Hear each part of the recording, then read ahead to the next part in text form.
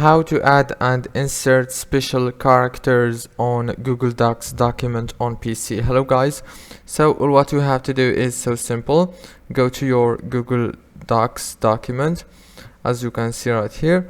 Now all what you have to do is so simple.